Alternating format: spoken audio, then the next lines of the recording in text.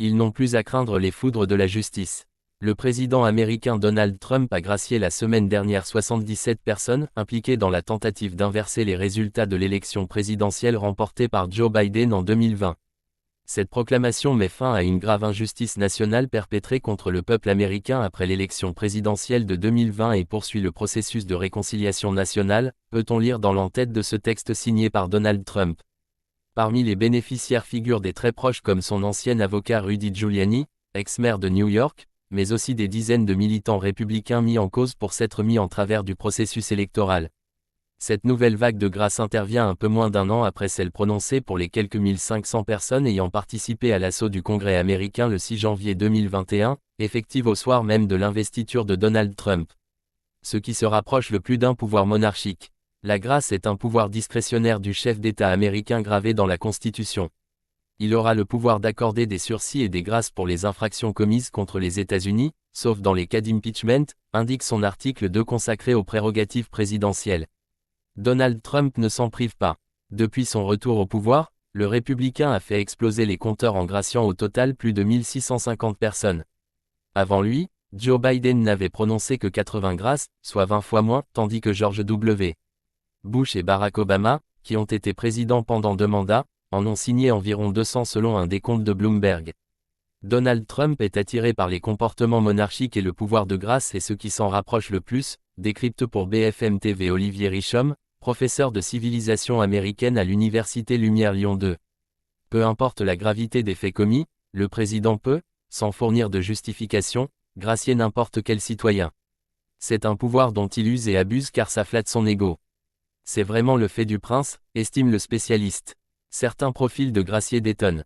En même temps que Rudy Giuliani et les autres républicains, Donald Trump a pardonné un coureur de trail condamné pour avoir pris un raccourci interdit lors d'une course dans les montagnes du Wyoming en 2024. Un privilège aussi accordé en mai dernier à un rappeur condamné pour détention illégale d'armes à feu et à 2 ex-stars de télé-réalité coupables d'escroquerie. Des gens qui lui seront redevables. Une grande majorité des personnes graciées, 84% selon CNN, sont toutefois des personnes ayant joué un rôle important dans des affaires concernant personnellement Donald Trump. Certaines d'entre elles ne sont pas, encore, inquiétées par la justice fédérale et sont donc graciées à titre uniquement préventif. Une manière de les récompenser, mais aussi de les pousser à continuer le combat. Trump est en train de créer une structure dans laquelle les gens penseront de manière crédible qu'ils ne peuvent être tenus responsables devant un tribunal fédéral tant que leurs actions profitent à Trump, analyse CNN.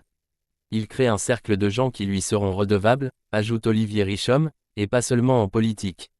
Le président américain a en effet gracié plusieurs hommes d'affaires depuis janvier, dont l'ancien patron de la plateforme d'échange de crypto-monnaies Binance, Changpeng Zhao, condamné pour violation de la législation anti-blanchiment.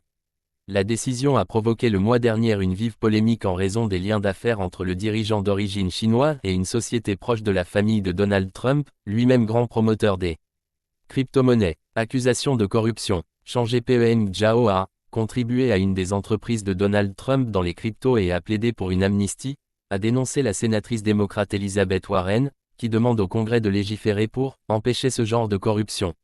La procédure de grâce, en tant que méthode permettant d'accorder la clémence à des accusés méritants, a été remplacée par un système de corruption à peine déguisé, a déclaré Michael Bromwich, ancien inspecteur général du ministère de la Justice américain, dans les colonnes du Guardian. Selon ce haut fonctionnaire, les grâces ne sont plus accordées à ceux qui reconnaissent leur culpabilité et méritent une clémence, mais plutôt à ceux qui ont des relations et beaucoup d'argent. Une grâce contre un soutien ou un service rendu. Donald Trump et ses proches s'en cachent à peine.